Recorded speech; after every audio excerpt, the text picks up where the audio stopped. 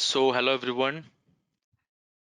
Welcome to the session on Get Started with the Cloud Security Knowledge. My name is Krish. I'll be a speaker for this webinar, and some of you people know me, and for others, this is my profile.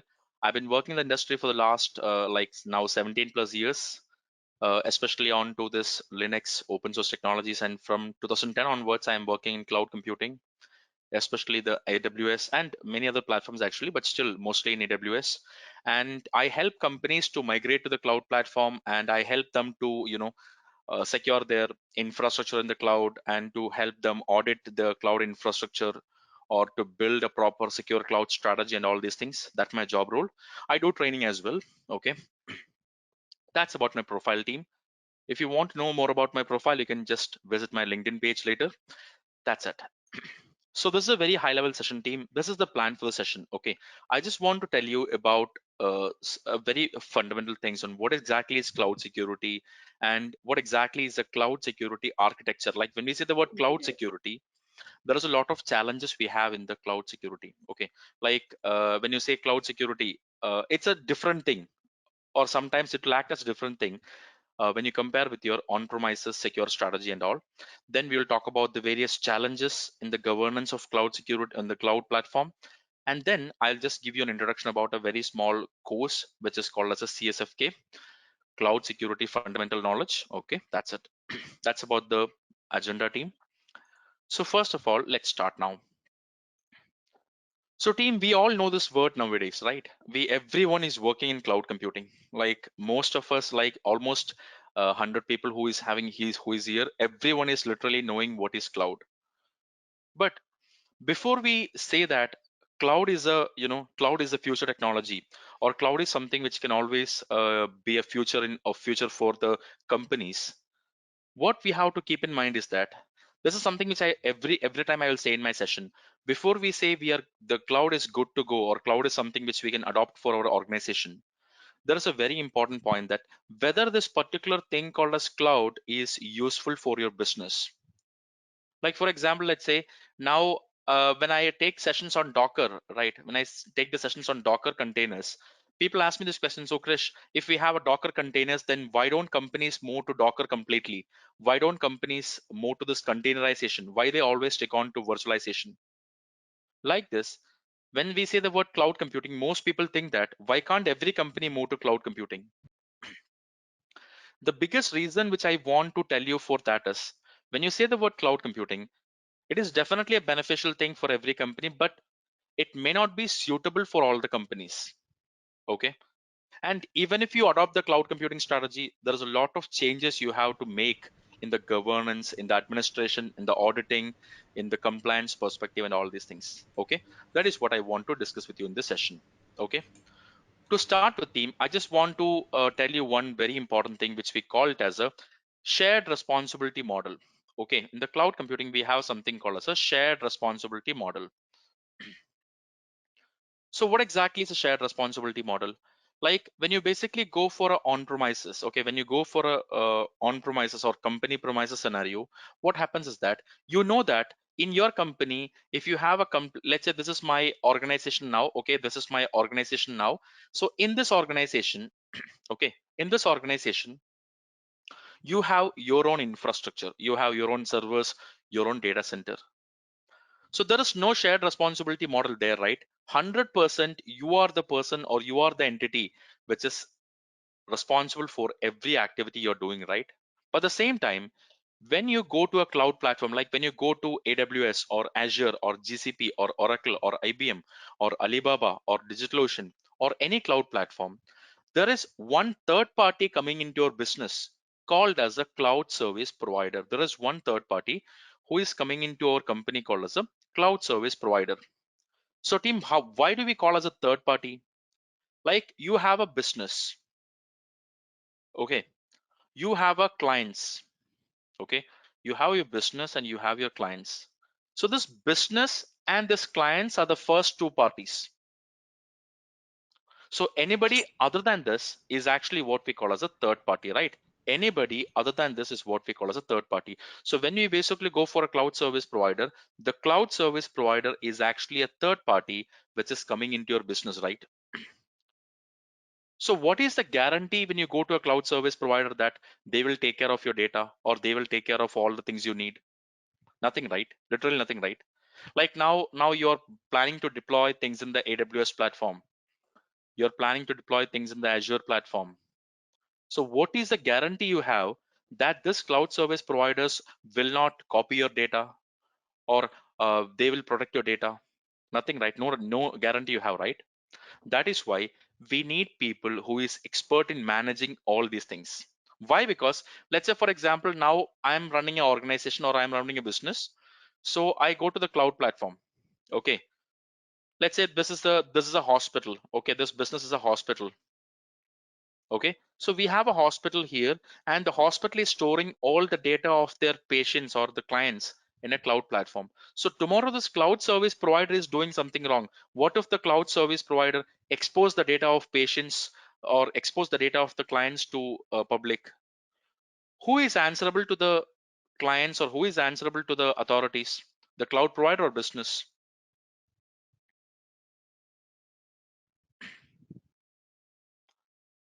It's a Business. data.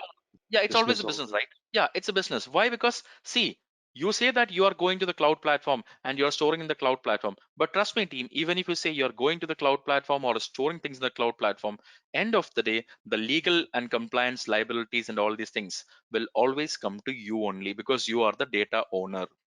Okay, that's it. That is why you have there must be security experts in your company who is well versed in this cloud computing thing. That's what I'm just trying to tell you, why we need security experts. Like let's say for example, now I told you a word called shared responsibility model. How do I define the shared responsibility model? I can just show you a simple example here. Even if I rarely work in Azure, Azure is a very important platform which I like, team. See, I'm just logging onto my Azure console now. Okay, it can be Azure or AWS or anything. Okay, see this in the cloud platform. You can see that there is a lot of services. Every cloud service provider is offering each and everything to you in the form of a service. So you can see many kind of service here. There is a lot of categories here. You can select any services you want. But the point you have to understand is that whenever you go to a service, like for example, let's say I'm going to a service called as Kubernetes. I'm going to a service called as Azure Functions, Azure Virtual Machines, or AWS instances, or AWS S3. When you go for something like this, the first thing you have to know is that you must clearly understand what is the shared responsibility model in that particular service. That means that what all things the cloud service provider will take care of and what all things you have to take care. That is something which everyone have to clearly understand before you go to the cloud platform. Like that is the primary goal of success when you go to a cloud platform. What exactly is a shared responsibility model and how it works? Now I want to tell you why this is important to us. Okay, I'm just going very slowly only, team. Tell me if there are some doubts. Okay, this is a question which I ask in all my sessions. Like we have a, let's say you have a AWS expert in your company, okay, or let's say you have a Azure expert in your company. When you have a AWS expert or Azure expert in your company, then why do you need management people there? What is the purpose of management people? Like, why do you want to have a manager there? This guy can manage everything, right? Or this team can manage everything, right? Then why do you want to have a management or why do you want to have a governance there? Any idea, team? Like, is there any reason for this governance team or management team? Because end of the day, all the work is done by this AWS team or AWS expert and Azure experts, right? Then what is the purpose To of a see if there management are team? any gaps Okay. So what do you mean by in gap? their work. Management defines the policies, but the Okay. implementation comes from the SMEs and the experts.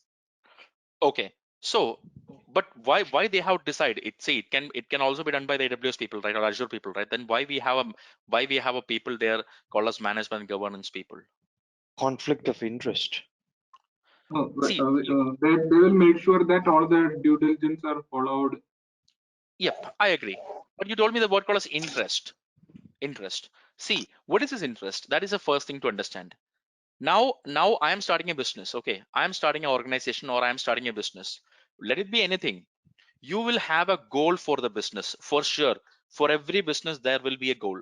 Like we call it as a vision and mission things, right? We have a vision and mission for every business, and because of that, that is the interest we are talking about. Now you work in a company, you just learn cloud, or you learn security, you learn development. Why you're learning it? Why your company is ready to give you money for that? Because that is something which can help for the organization, right?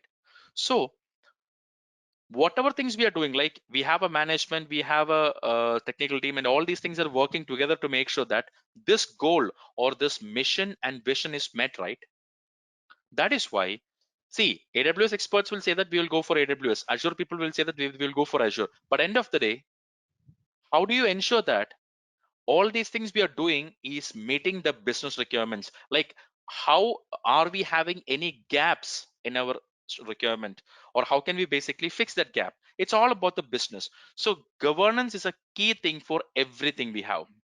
Okay, governance is a very important. It's mandatory to have a governance, but there is a difference. That is a main difference I just want to tell you in the perspective of on-premises and the cloud governance thing. So when you say the word called as cloud governance team, okay, when you say the word cloud governance, there is a very serious difference. Why? Because you have a governance strategy in the on-premises, like you define the financial strategies, operational strategies, data compliance strategies, business strategies. You have a lot of things. You define the governance and you define policies for this. So why do we define policies for governance? The way to implement the governance is a policy. Like for example, in my company, I want to make sure that I have a strong password. Every employee in my company is using a strong password.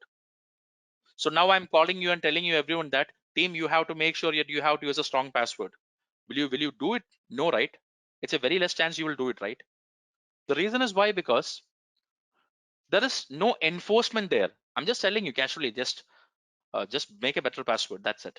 But if there is an enforcement there, you will do this for sure. And that is what we use a policy. That is what we actually use a policy for.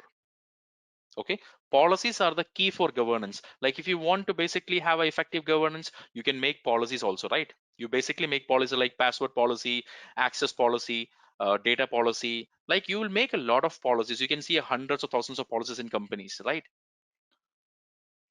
So coming back to the governance part, when you have a governance in the on-premises, you have a complete predefined strategy for that. But in the cloud platform, definitely the same is applying. But the difference is that when you go to a cloud, it's not only you. There is two entities there minimum. We have a cloud service customer, that is you, and we have a cloud service provider. Okay, so this guy is coming in picture, right?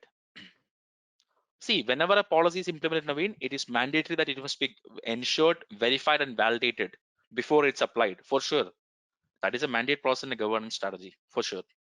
Okay, so team, when you go for this thing, you can see that there are two entities here: a cloud service consumer, and we have a cloud service provider. Okay, so when we have two things here, the on-premises policy will be applying in the cloud also, but there is some difference. You have a limitations in the control. When you go for a cloud platform, it's not so like in the on-premises where you have complete control. When you go to the cloud platform, your controls can vary according to the day-to-day requirements, or your controls can vary according to the cloud service provider. So we have multiple kinds of governance like cloud financial management, operations management, data management, etc. So what do you mean by this financial management? Like budgeting, costing, all of financial policies, and that is what we call as a cloud financial management. And what is a cloud operations management? Like for example, you have a cloud provider. When you want to say that when you want to ensure something from the cloud service provider, do we have any way for that team? Like if you want to ensure something in on premises, you can simply rely on policies and all. But if you go for the cloud platform, how do I ensure that this is happening properly? Like now I want to have a 99.99% availability every year, mandatorily. How do I get it? Is there any guarantee for this I will get this particular thing? SLAs in the contract.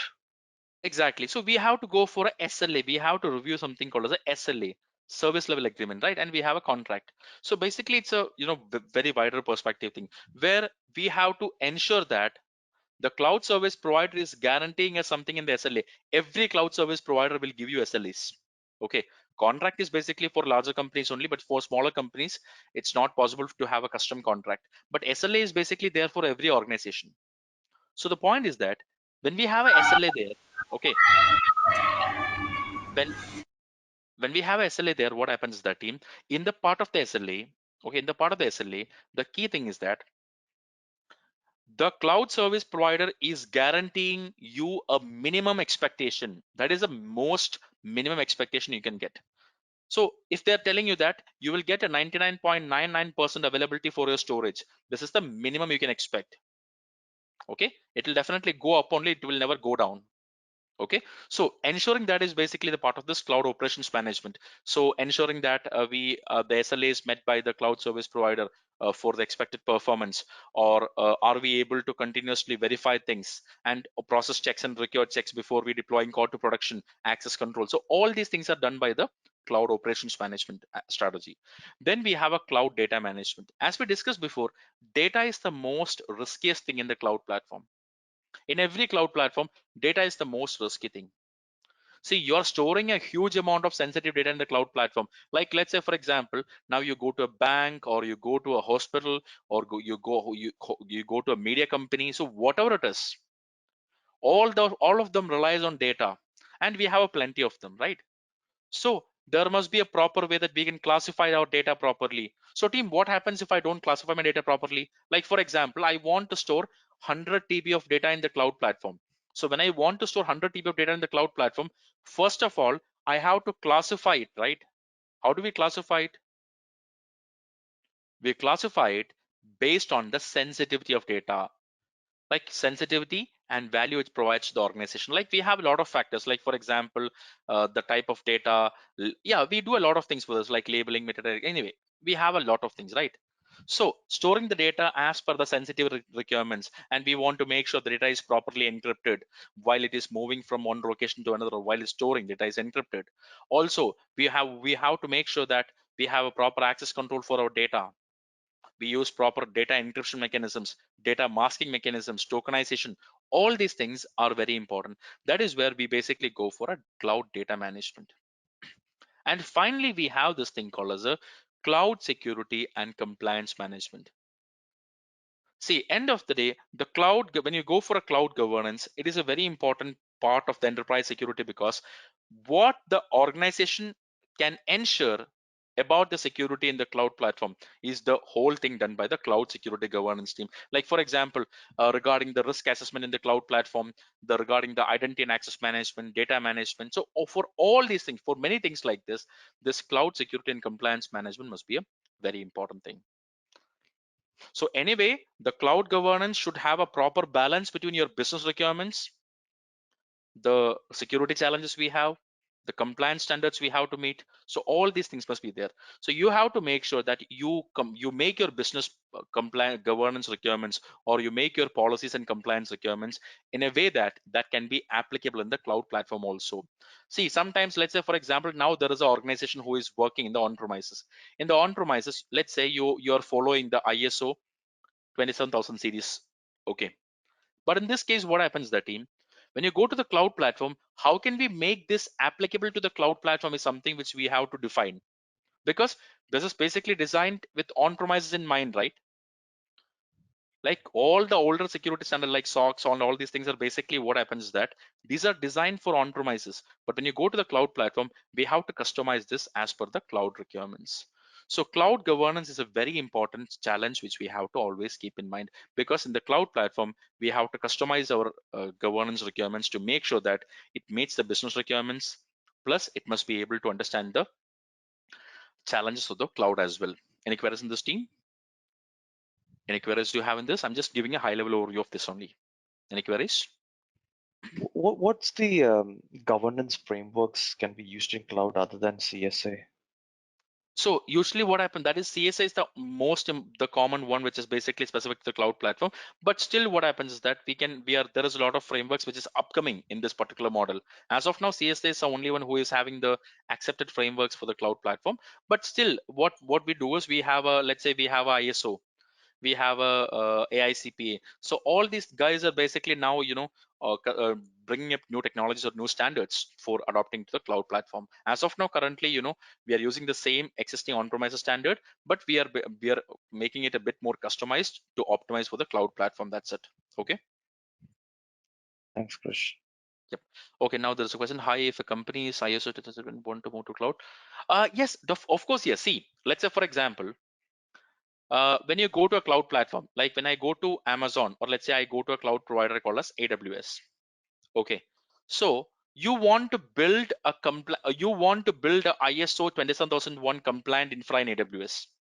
Okay, when you say that you want to build an ISO compliant infrastructure in AWS, my question is that does AWS has to be that compliance? AWS must have that compliance or not? Like I want to build a ISO compliant infra on AWS. So does the cloud service provider also have to have the compliance? Yes. Yes. I will say yes. Why? Because see, when your cloud service provider is compliant, you have an assurance that you can very easily build your ISO compliant infrastructure on the cloud platform. I can give an example, team. Now I want to make sure that I can employ. I'm just following the HIPAA standard. Okay, example. If I am following the HIPAA standard, I can make sure that if my cloud service provider is complying with the HIPAA standard, that means that it will be easy for me to implement HIPAA in the cloud platform. Even I can show you one example for this team. So HIPAA in AWS. See this team. If I go for this particular thing, see AWS provides a complete document for this on how to implement HIPAA in AWS. AWS itself is complying with the HIPAA, but it will help you to identify, is it possible for you to define HIPAA in the AWS platform? See, if you click on this white paper, you will be able to know that if it's HIPAA compliant or not. See, they will tell you the complete step-by-step approach you have to follow for this. Like the same way for almost every common standards in the market, the cloud service provider provides a proper documents for that. You can review the documents, you can verify the compliance standard, and then you can go for the particular cloud provider. Got it? See, in a layered approach, all pieces have to be compliant. It's not possible. See, let's say for example, now you are going to a public cloud provider called as AWS. Okay. So we have a customer one here. Okay, this is my customer one. This is my customer two. So basically what happens, this is your company, this is my company. So your company want to have a infra which is complying with the GDPR. Okay, this is basically complying with the GDPR. So basically what happens when this complying with the GDPR, you can build a GDPR compliant infra on AWS if you want, because your platform is also complying with that. But at the same time, my company, I can be compliant or not, because if I build it in compliance mode, I will be able to comply with it. Otherwise, I will not comply. So it's not a guarantee that when you go to a cloud service provider, all the customers in the cloud service provider will basically be compliant with the same thing. Okay, that's it. So that is why we are saying that before we go to the cloud platform or before we go to the cloud service provider, see if the cloud service provider is able to meet all your business requirements. So I can give an example here. How do I know that AWS is able to meet my business requirements? So I will go to AWS compliance standards. I'll show you an example here. Yeah, Chris, can you please clarify again? If an organization wants to move to cloud and it HIPAA framework and other is example XYZ framework, that cloud Okay. must be compiled with all these two? It's not, see, I'm not saying it's mandatory. The reason is because let's say now I can give you a very simple point on this.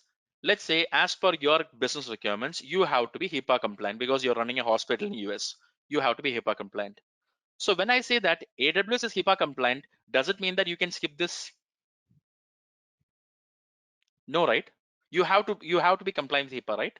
Even if the cloud service provider is HIPAA compliant, that means that you can also be HIPAA compliant, right? Or you can basically build your HIPAA compliant infra on that. But if the underlying cloud service provider is not HIPAA compliant, it may be challenging for you to implement all the controls for the standard. Like maybe like, say when it comes to certain cases, you will miss a lot of things. That is why good to have that when the cloud service provider is complying with a particular standard, it will make sure that our infra is also, we are also able to make the infra more compliant with it. Got it?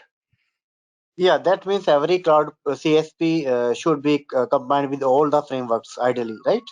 Not exactly. See, let's say for example, I have a cloud service provider one, see cloud service provider two, cloud service provider three. So when I feel like when I just compare them, I feel these two guys are complying with it. I can then shortlist them. Why do I have to go for the third one? So Yeah, like that's this, right. Then I can third make one will comparison. offer it from market. Now, so to compete with C1, C2, C3 must be compatible with all the things. Now, that's why. Exactly. That is why what they do is most of the common cloud providers are having all the top standards complying. See, if you check for this Right. AWS compliance things, the same thing you will see that Azure is also complying with it, because obviously they have to, right? They have the top players in the market. Yep, that's it. Okay, team. So I'm just trying to tell you some key challenges. Yeah, sorry. Go ahead, please. Okay, difference between governance and compliance. See, when you say governance and compliance, governance means that you go for a business. You want to ensure that the things are happening in a proper way in your business. You want to ensure that things are running as per the company's mission and vision, as per the company's strategies. Like your company is having a business strategy, technical strategy. So you want to make sure that your business is running as per the proper strategic requirements you are having. To ensure that, we have to have a proper governance team to ensure all these things, to identify the risk, to choose a proper solution, all these things. Okay, this is something which is basically for your business to ensure that you're able to meet your business goals properly with the least effort and best value. But at the same time, when you say the word compliance, this is sometimes a mandate one. Like for example, let's say now you are going to now you want to process the data of European customers. Like you are running a business from a country and you are now storing, or you are now focusing your market on Europe. When you basically focus your market on Europe, what happens? It is mandatory that you have to comply with the GDPR, because you are processing the data of European customers or your European people. That means you must be complying with GDPR. So governance is a more high level, or like we can say an umbrella term, and compliance is something which is mandatory that we have to agree with it. I can give an example, team. When you basically when you basically go to office, or when, let's say, when you basically go to a country, you have to make sure it's mandatory for you to follow the country laws. Like the same way, when you're starting a business in a country, you have to make sure you comply with the business requirements, or you comply with the government regulations of that particular country. That is a different thing. Governance is a different thing. So compliance can also be compliance is something which we can achieve with the help of a proper governance as well. Like governance will ensure that the compliance requirements are properly achieved as well. Okay, that's it. It's a really interesting topic actually. Like, we can discuss for a whole day. It's a really good topic, of course. Okay, so I'm here to tell you some more challenges on this team. The reason is because many people say that, Krish, going to the cloud is a very easy job. But trust me, team, when you say the word cloud platform, you have a lot of challenges. I will tell you when I talk about the cloud job roles and all these things, I will tell you the common challenges we are facing. And nowadays, what is the most important challenge? I will also tell you that. Okay, let's say we have a lot of factors we have to keep in mind when you go for cloud platform. So first of all, as we discussed before, if you want to enforce something, you want to make sure that you define proper policies.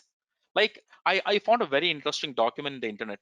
Let me see if I have it with me, team. I found a very interesting document in the internet which is really good. Just give me a second. This is a super awesome thing. Like even I have shared it in my LinkedIn profile also. It is regarding that different policies in the cloud platform, like different policies we can basically implement in the company. Just a second, let me see if I have it with me. I guess I missed it. No problem. Okay, so team, anyway, what I'm trying to tell you is that when you go for a cloud platform, okay, when you go for a cloud platform, the you have to customize your policies in order to make sure that the policies are competing with your company requirements. See, I can give an example. This is the policy, team. See, this is the policy we are having. Okay, so see this. Let's say I have seen a policy here. Let's go down to this policy called as antivirus. See, in this policy called as antivirus, you can see that that particular company has a predefined. This is the policy the company is having. Okay, this is the policy that the company has to, the company is enforcing to the users. So users has to go through this policy and make sure that they properly follow this. Like the same way, we have a policy called as mobile device policy. So basically what happens, these are the things which is basically there. See, employees using their mobile device and software to generate data. will, without exception, use secure data management procedures. Like the same way, they have clearly mentioned what exactly is the policies or how can you define policies for your on-premises. Okay, these policies are for our on-premises. But doesn't mean that when you go to the cloud platform, these policies don't apply. No, when you go to the cloud platform, these policies also 100% do apply. But the difference is that when you go to the cloud platform, there is a small change. What is a small change? You have to always keep in mind that there is a shared responsibility model. And as we have a shared responsibility model, these policies has to be optimized for use in the cloud platform. That is the first thing. There must not be any gap in the policies when you move to the cloud platform. You have to rework your policies, or you have to add your policies to make sure that that is complying with the cloud standards standard requirements as well. Okay, that is the first thing which we have to understand. The policies you define must be very clearly defined in order to make sure that that policy is able to meet your business requirements in the cloud platform. Okay, the next most important challenge which we have is the team security risk and business impact. Okay, security risk and business impact. So when you say the word security risk and business impact, what do you mean by that? Like for example, I go to the cloud platform. Okay, I go to the cloud platform, and we know that when we basically go to the cloud platform, we have a lot of additional risk is there. So trust me team, whatever risk you have in the on premises, all the risk you have in the on premises is there in the cloud platform. Plus you have some additional risk imposed by the cloud platform. Team, can you tell me what is additional risk is there? Like whatever things you have in the on premises, the same risk is there in the cloud also. But what is the additional risk we have in the cloud platform? If I go to the cloud platform, definitely there is additional risk also there, right? 100% yes, we have a multi-tenancy because we are sharing the infra with multiple customers. Then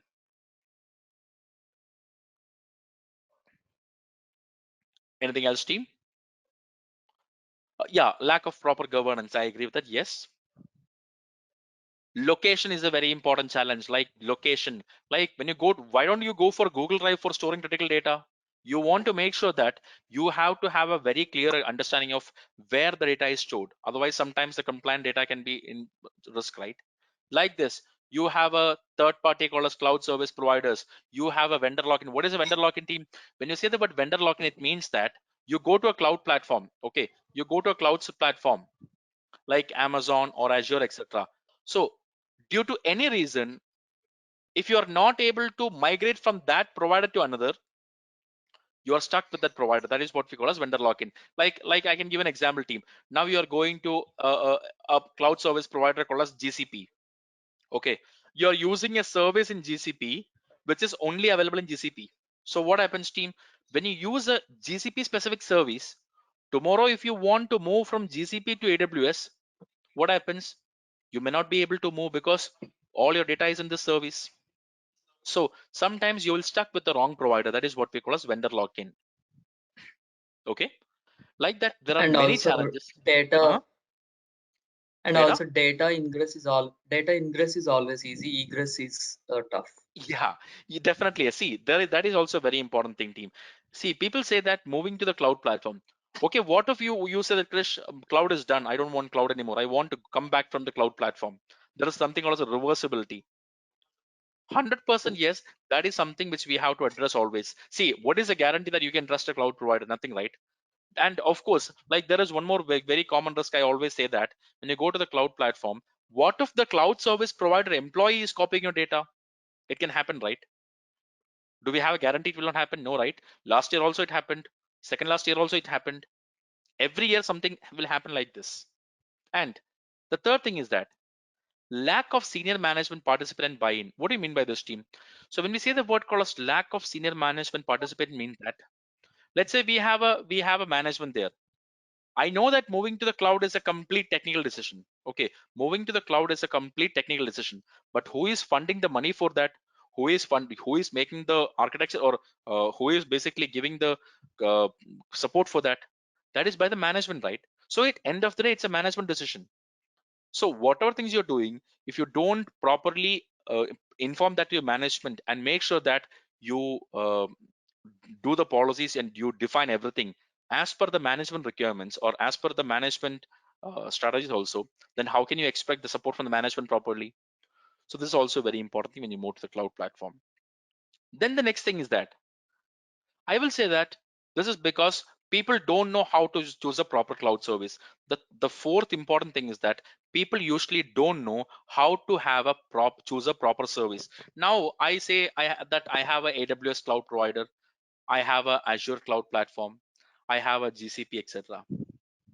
So in AWS we have a server, or let's say we have a DataOcean here.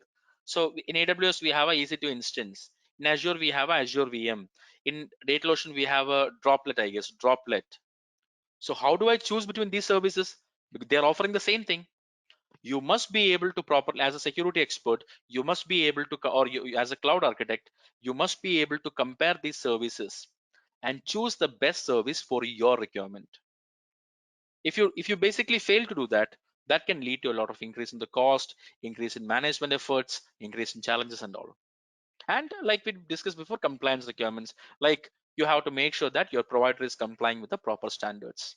Okay, these are the common things which we have in the cloud platform. This is something which we have to ensure in the cloud platform. And most importantly, okay, and most importantly, when you go to the cloud platform, do you have a complete visibility? No. Like when you go for a PaaS or SaaS model, you are settling with what they're giving you in most cases. So basically what happens, team, visibility must be a very important factor you have to always keep in mind when you go to the cloud platform. Like now I'm going to a cloud service provider and choosing a service. I have to make sure that this particular cloud service provider which I'm going to is having a complete or providing me a complete visibility on what is happening regarding my data, regarding my requirements and all these things. And this already we discussed. And what if your data is breached? Like for example, let's say due to any reason, if your data is breached, what happens? End of the day, you are affected, not the cloud provider. The primary entity which is affected is you only, right? Because your customers will ask you only. They will never ask the cloud service provider. Then this is the most important challenge, team. See, I'm taking multiple batches on AWS penetration testing. Okay, when I take the patch on AWS pen testing, what I always tell them is that in every attack I'm showing them, this is the primary thing which will come in picture. This is a culprit, having an identity and access management, because this is the most important point of compromise in the cloud platform. I'll give an example. See, team, now you can see that. Now you can see that this is my Azure cloud account. Okay, Azure account. So I'm running multiple servers in this. I'm running multiple storage devices in this. I'm running multiple databases in this. But end of the day, I'm running all these things in a single account, right? So what if an attacker get the username and password, or what if an attacker is able to get the credentials? So this will become a single point of failure, right? The cloud will become a single point of failure because you're storing all the data in the cloud platform. Tomorrow, if the cloud data is compromised, or if the cloud credentials are compromised, it will become a single point of failure. Okay, it'll definitely become a single point of failure. So because of that, this is a most important challenge I always want to discuss in the session. Even I have made a session for this, I guess, for almost like 3 to 4 hours. It's a very, very lengthy thing. Then, as we discussed before, vendor lock-in. What is a vendor lock-in? Like you go to a cloud service provider, but what happens is that due to any reason you're not able to move. Like I can give an example. Now you basically, now yeah, I'm just coming to that. I'll just give a simple example. Now let's say, for example, team, I'm currently in India. So when I basically went to a country for some assignments, okay, I was just searching for a native kind of food I was actually having normally. But what happens when you go to a different country? You cannot guarantee that what you will get whatever you're expecting, right? Like the same way, just an example, okay, like the same way, let's say for example you go to a cloud provider. Okay, you go to a cloud service provider, let's say AWS. In the AWS platform, what happens is that, okay, you are going to a service called as AWS DynamoDB. It's a database by AWS, DynamoDB, designed by AWS. And now you are storing all your data in this. Tomorrow you don't like AWS, you want to move from AWS to Azure. So basically what happens there, when you want to move from AWS to Azure, and if you are using an AWS specific service, is it possible for you to move to Azure? No, because you are stuck with the provider. You are stuck. You're not able to move. That is what we call as vendor lock-in. This can happen always, team. Trust me. Like if you don't have a proper due diligence, if you don't properly do what you're doing or know what you're doing, it can always have a biggest challenge. It's more about portability. Yes, interoperability is also a challenge for sure. Yes. But still, team, this is a very important because vendor lock-in is basically a very common challenge. Even if we don't know that, I'm sure that if you work in this cloud for at least 10 years, you will find that this particular vendor lock-in will be there at least in some cases. So how do I avoid it? To avoid it, the thing is that you have to make sure there is a proper contract with the cloud service provider. Then use a more familiar services. Like let me ask you a question, team. How many people heard of the word called as MySQL database? How many people here heard of the word called as MySQL database? Almost everyone heard of it, right? You know it's a database management system. Yeah. But how many people here heard of Aurora? It's a database by Amazon, very less, right? So you know this because this is available everywhere. This is available only in AWS. So what happens?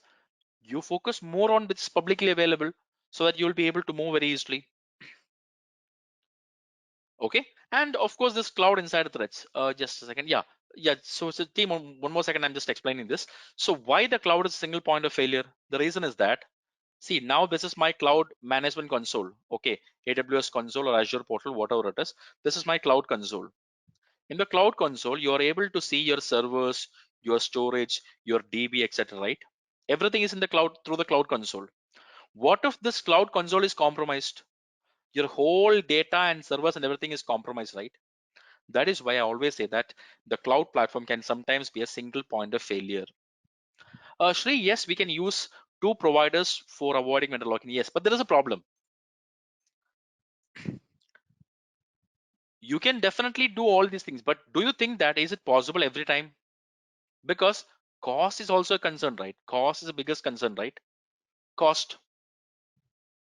See, when you say that you go for a two provider, just think about it. You have to pay double the cost, right? So cost also is a very important concern for the business. So if you are able to get the most cost effective option, if you are able to get the most effective option for your business requirements, then it's fine. Then you can go for two or three providers, completely fine. Okay, that's it.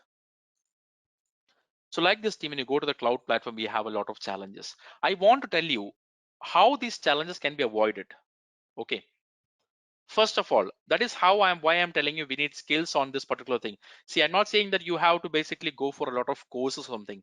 See, if you go for some hundreds of courses, it will not give you any benefit for sure. Trust me. This is something which you have to understand as a skill. First thing. Now you say that you want, let's say you want to learn cloud security or you want to avoid all these things. Definitely, all of you know about the cloud platform. It's mandatory that you must have a cloud platform knowledge. And more than that, you must exactly know the responsibility metrics. Okay, it's mandatory that you know the responsibility model. That means that you have to clearly understand before you go to a service that whether we have a what all responsibilities we have. Okay, what all responsibilities we have when you go to the cloud platform, or what all responsibilities are there with the cloud service provider. That is something which we have to understand. The third thing is that you must know how to choose a proper cloud service. Choose the best cloud service. There is nothing called as a best service unless otherwise that is you're able to meet your business requirements. Choosing the best service is the biggest challenge which we are having.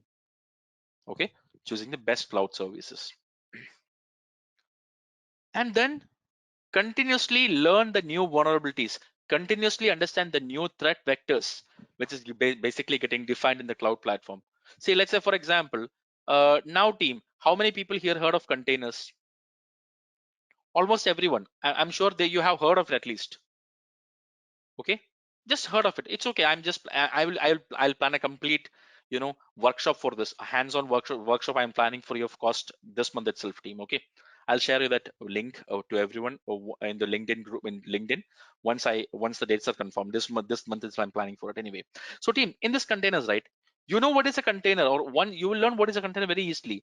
But when you deploy this containers in the cloud platform, what all additional risk is imposed? How can you basically mitigate the risk? That is something a cloud expert must know. Like you learn cloud on 2006, or let's say 2016 you learn cloud. Okay, when you learn the cloud on 2016 and it's now 2022, right? So basically what happens, there is a lot of things changed, almost 70% things changed. So the only thing is that, team, you learn cloud, you learn the security challenges in the cloud platform, that always will remain always there. Plus you learn the changes which is coming up to the cloud platform. That's the best way that you can mitigate the latest advanced threats coming to the cloud as well. Okay, team, any doubts you have in this, like before we go to that certification part, any doubts you want to ask me on this, team? Yeah, I just wanted to ask this thing related to the responsibility matrix part. So what I Okay, understand is, are you talking about the RACI matrix? I mean, when you talk about, so the shared responsibility is addressing the same thing, right? the When you same talk thing. about the response. No, the same thing. But I always say one word there called as see, shared responsibility model is a confusing word. Never trust that word. The reason is because the shared responsibility will always vary in every service, right? That is a key thing. Like if you want to mitigate a threat or if you want to identify threat, let's say now I'm going to a cloud service called as app services. Okay. In AWS we call as Elastic Beanstalk. In Azure we call as Azure App Services. So what I'm saying is that when you go for this Azure App Services, so what all things you can do there? Does the cloud service provider help you with the updation part of the instance? Or does the cloud service provider help you with the data storage optimization? Does the cloud service provider help you with the OS patching and all these things? So you have to clearly understand every point which you have to do, and the cloud provider will provide you. That is the only way you can basically define the shared responsibility model. Yes, that is why I say it as a metrics. That's all. It's always changing. That's why. Okay. Okay, got it. And just another one is, mm, with respect to the infrastructure.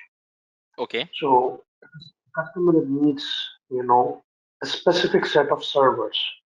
Okay. Let's say if it is Amazon Web Services, and I will want, I don't want Linux in my environment, but I want Windows servers. Or and let's say if Amazon is having a specific set of infrastructure, but not Windows, Mm-hmm. how do we bridge that gap? Do, do we have to switch the cloud service provider, or if they are, will they bring in what infrastructure that we require? Okay, so that's a very interesting question. So what I want to answer that is, see, let's say for example, now this is what I do. Okay, now there is a customer or company who is coming to and asking me about this particular requirement. So what I will do is, okay, I'll say, so let's say we have a cloud provider in the country called as AWS, GCP, Alibaba. Okay, so what happens is that, let's say I go to Alibaba, but this cloud service provider is having a lot of gaps with your requirement. That means that you have 100 requirements and these guys are able to provide only some 80 out of that. That means there's a gap, right? So what I will do is, there are two ways. I can search for the better cloud providers who is offering me the same option. See, we don't have a biasing to a provider. At the end of the day, we don't bias to any cloud service provider. Why do you want to bias to one cloud provider? No, right? So what happens, if I feel Alibaba is not good, I'll go for GCP. If it's not good, I can go for AWS. But still, due to any reason you feel like, okay, Krish, in my country it is basically, AWS is more common and that is more cost effective, you feel. If you feel that is more cost effective, then go for some third party tools. Now every cloud service providers is giving you option to deploy third party tools also in your infrastructure. Okay, so I'll give an example. Now let's say for example, I want to use a solution, the AWS Azure platform or AWS platform. Let's say I want to have a advanced routing or advanced firewall, but I don't feel Azure firewall is okay for my requirement. So what I will do is, I will type firewall. So what happens is that this particular, there is something called as a marketplace, like the same way you say the Play Store and App Store in Android and iOS, you have something called as a marketplace, where you will be able to get a lot of tools, literally a lot of tools from different providers like Palo Alto, Sophos, Juniper, Cisco. Like you can get a firewalls from many providers like this. You can go for the third party firewall. So if you go for a Fortinet firewall here, exactly the same thing you buy as a hardware, you get it from this as a virtual device. That's the only difference. So there is a lot of capabilities like this where you can compensate if the provider is directly not able to meet your requirements. Okay, that's it. Yeah, I mean, interesting. My third question, actually, you touched that part slightly. I mean, how can I control what softwares uh, should be installed in my cloud environment, even if it is cloud? I mean, see what happens in our uh, traditional on-premise uh, environment is we don't allow anybody to install softwares. There is a Okay, there is a software portal through which employees can go and download softwares, which is safe for our environment. So when okay, you say cloud, how can okay, you restrict so that only this set of software should be allowed in my environment and rest all should be restricted? You just talked about okay. marketplace. I'm just Got it. learning about Got that. it. Yeah. Yeah. Let me give you an example for that. See, let's say for example, in my on-premises, we have a policy called as, okay, we have a policy called as a software install policy, right? I can basically define what all softwares, like what all things we can install. There's a policy for that. Like the same way we have a policy like that, we can basically make a policies. Okay, we can basically make policies for the cloud also using some softwares, using IAM solutions, a lot of things. We can basically make the same policies in the cloud as well. And why do you think the cloud is different? Let's say, for example, you want to install software. When you say you want to install software, you're deploying in the servers, right? So the same policy you have in the on-premise will apply there also, right? That's it. Got it. Got it. So one final thing. I mean, there was one another gentleman who had just asked, uh, can we choose two cloud service providers? I mean, why it is not a scalable option? And let's say if I have 100 applications and I want to move in my No, digital no, that is transformation fine. journey.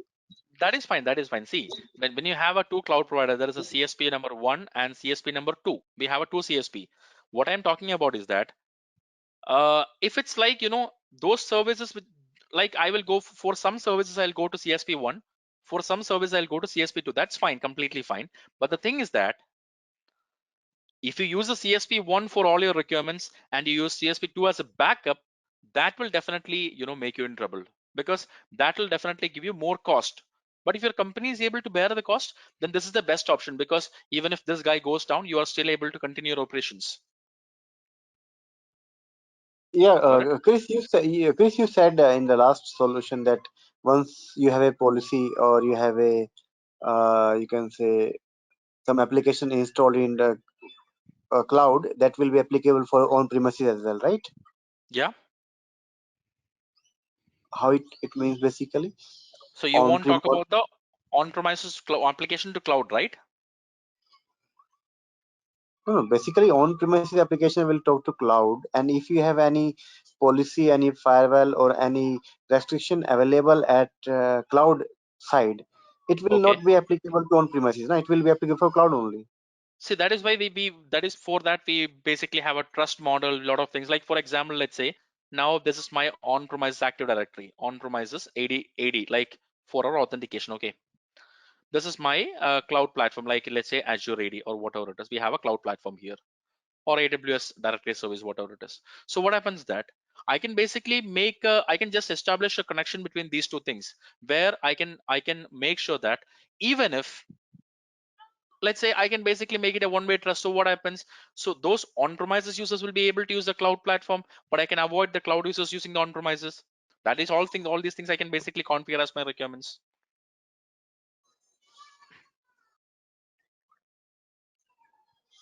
Okay,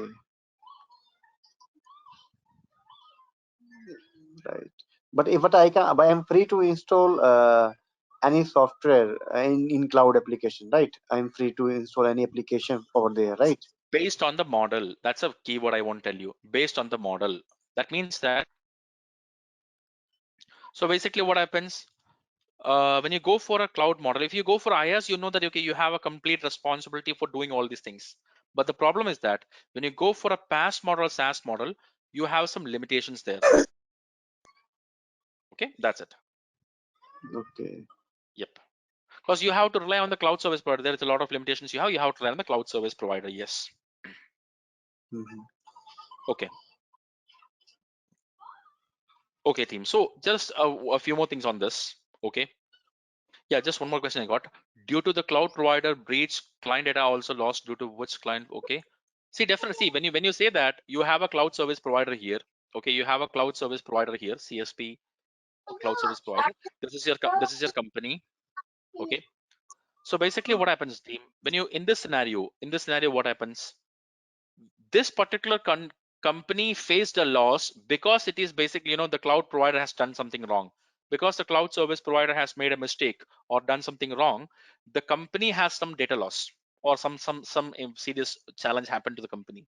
If there is a valid contract between you and the cloud provider, then you can basically file a complaint against them. You can basically take them to the court of law, but otherwise you cannot do anything, because end of the day, they are the one who is managing everything. If you have a effective legal contract, if you don't have a contract, nothing will work. Okay, that's it. Okay, so team, and now I just want to tell you one more thing on this, the same thing, just for 10 more minutes, team. I'll not take much more, and then I can give you time to ask questions for sure. So how do you start a career in cloud computing, cloud security actually? See, first of all, what I always prefer you is, team, like definitely certifications are very important for all of us. It's really good for when you go to Western countries also, certifications are mostly very important, priority preferred. But what I want to add with that is, then when you go for the word called as certification, is just for showcasing things, as we discussed. Okay, so start by learning a cloud. Okay, start by learning a cloud platform from the very scratch. If you're not into cloud as of now, let's say you are a security manager, or you are a very senior person, or you're just starting the journey, start with the very basics of cloud. Learn from the very basics to learn in the complete architectural and security part of the cloud platform. Learn it in detail. So when you learn one cloud, obviously you will be able to understand the architecture of the other cloud platforms as well, like AWS, Azure, or any other platforms as well.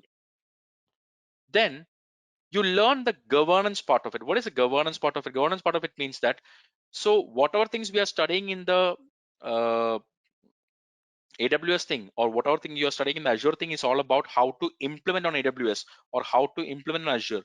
But when you basically learn the governance part of it, or when the management part of it, I'll say the management part of it, you are learning how to ensure that whatever services you're taking, whichever cloud service provider going for, is proper for your business. How do you ensure that? How do you choose the proper thing for your business? What all things you have to keep in mind?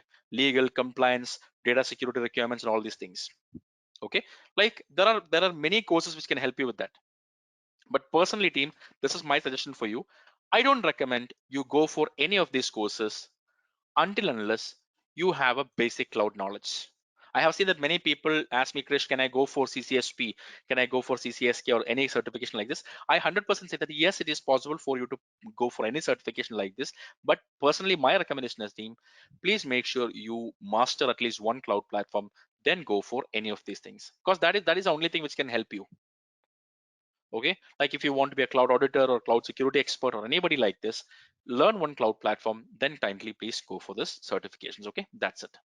That's the whole thing about this, team. I hope this is clear to everyone.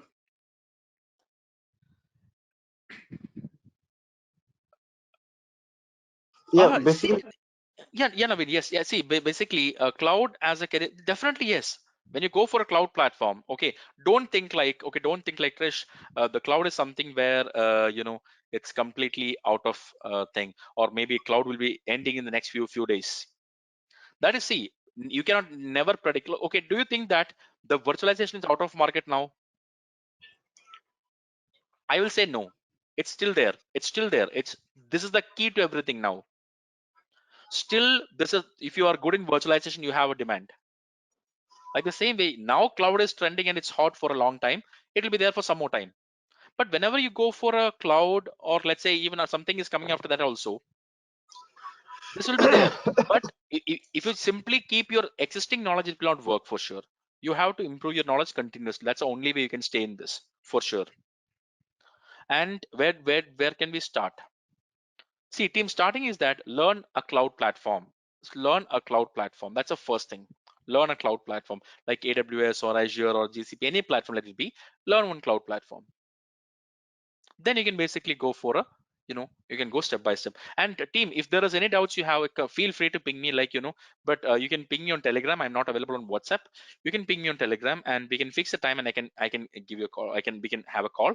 The reason is because like if I suggest you the whole things in this particular session, everyone will get confused, because for one person the track is different, for the other guy it's completely different. That's why. Okay, so so if you're planning for self-learning also, I can help you with that. I can tell you the best resources where you can self-learn, or if you're planning for a course also, I can help you with that. Like I have many people who ask me that, Krish, is it possible to have a course which is just like they don't want to go for CCSP or those kind of complex things. That's why I have this course. This is something which I or have it called as Cloud Fundamentals Knowledge for Security. This is for people who already know cloud, but they want to know the governance part of it. Okay, just for the governance part of it. So like this is I'm just made it 3 modules, like we have made it 3 modules. Sorry, see, like we have a cloud architecture, cloud governance, and cloud operations. Like this also will help you in writing the exams like CCSK and all. Like this is a very foundational level of thing.